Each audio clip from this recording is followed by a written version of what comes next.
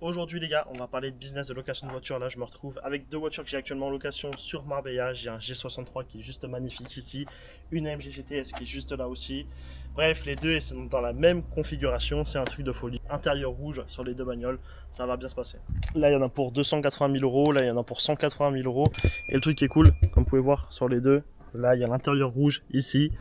Et il y a l'intérieur rouge aussi sur le Classe G, juste ici. Regardez-moi cet intérieur de fou. Par contre, il y a une petite différence générationnelle entre les clés.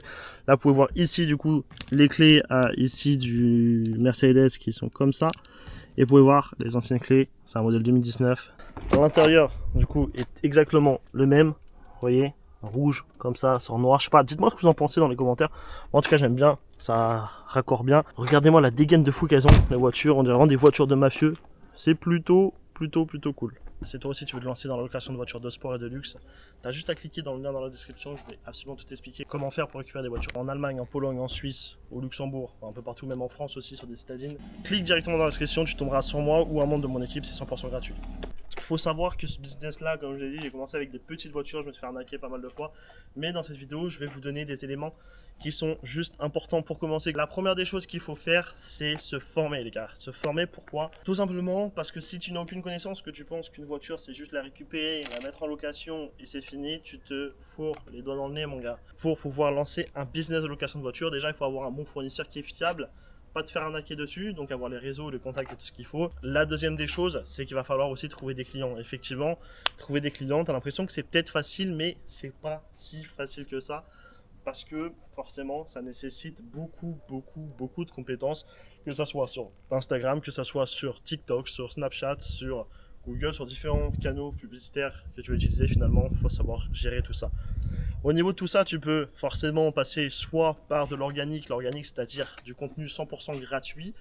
Donc en fait, faire des vidéos un peu virales, je sais pas, avec les deux voitures, je sais pas, tu as une belle meuf, tu la mets au milieu, elle fait des trucs, ou à la limite, tu prends ton petit frère et ta petite soeur et tu leur fais parler des voitures, etc.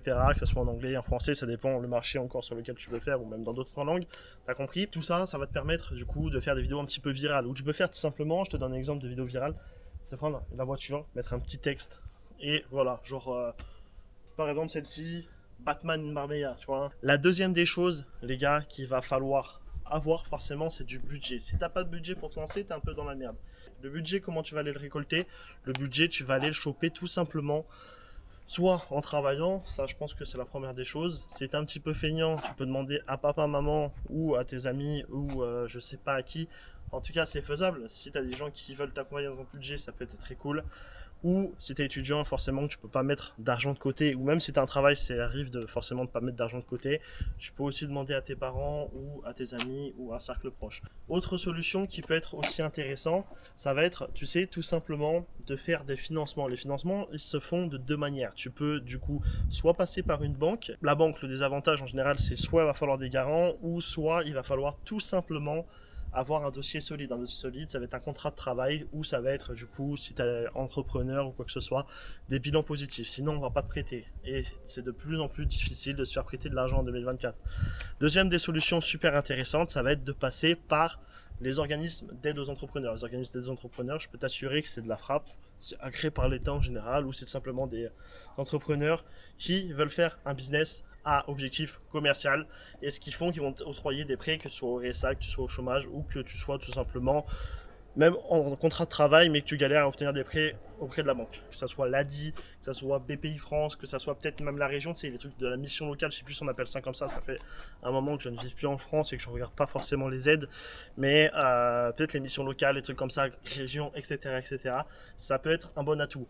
Par contre, un truc où il faut faire attention, là je vous donne un conseil gratuit, une petite astuce gratuite que je donne normalement qu'avec les personnes que j'accompagne, c'est que quand tu vas essayer de faire un dossier pour te faire financer, parle et dis que tu veux acheter tes voitures. Par contre, commence pas à dire forcément tu vas acheter un modèle qui coûte 280 000 euros, ou un modèle qui en coûte 190 000, ou un modèle qui en coûte 50 000. Bref, j'arrête de flex. Ou un modèle qui en coûte 90, qui est aussi un mois ici, enfin un mois. Celle-ci c'est une d'assistance. Normalement j'ai un modèle un peu plus cher, j'ai un Audi Q8 en perso. Bref, j'arrête de flex, mais dis plutôt que je sais pas, tu veux acheter par exemple, ça soit le 5008 qui coûte quand même un prix, qui coûte à peu près 30 000 euros, ou tu veuilles acheter des Clio 5, des voitures comme ça. Et là, tu vas pouvoir te faire prêter de l'argent parce que en fait, tu dis tout simplement que tu as un besoin, tu sais qu'il y a un besoin spécifique et que tu vas mettre les voitures sur le marché de la location entre particuliers ou simplement auprès de tes clients professionnels, particuliers, etc. Ce que la banque aime bien forcément, c'est qu'il y ait du matériel, qu'il y ait du plausible et qu'elle puisse récupérer quelque chose en cas d'échec. Forcément, si tu leur dis que demain tu vas récupérer des voitures en Allemagne, en Pologne, en Suisse, elles vont pas te suivre parce qu'elles vont pas comprendre le système, même si ça rapporte énormément d'argent. Quand toi tu vas vouloir lancer ton business, il y a beaucoup de gens qui vont vouloir du coup peut-être être nocifs auprès de toi, ou pas forcément nocifs, ça peut être tes potes, ça peut être ta famille, qui n'ont pas forcément entrepris, qui ont eu du coup une vie salariale, qui vont te parler de la retraite, qui vont parler de pas mal de choses, qui vont te mettre en garde. Effectivement, ça fait peur de lancer un business, mais n'écoute pas toutes ces personnes-là parce que finalement, elles n'ont pas vécu la chose que toi tu veux vivre. La dernière des choses pour lancer ton agence, c'est le passage à l'action. Mon gars, si tu ne passes pas à l'action, personne ne va le faire pour toi. Je ne le ferai pas pour toi. Tu pourras jamais monter toi aussi sur un capot de G63. Non, je dis ça en déconnant.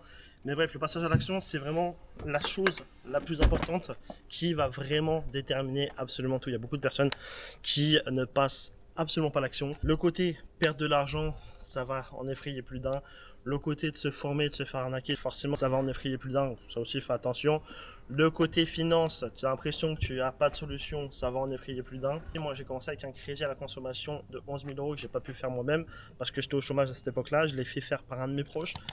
Et comme tu peux le voir, ça m'a plutôt pas mal réussi. Donc sache que même si tu n'as pas les finances à l'heure actuelle, les choses peuvent changer. Comme je t'ai dit, tu as des solutions à l'heure d'aujourd'hui. Arrête d'avoir peur, passe à l'action, lance ton agence et fais du blé, mon gars.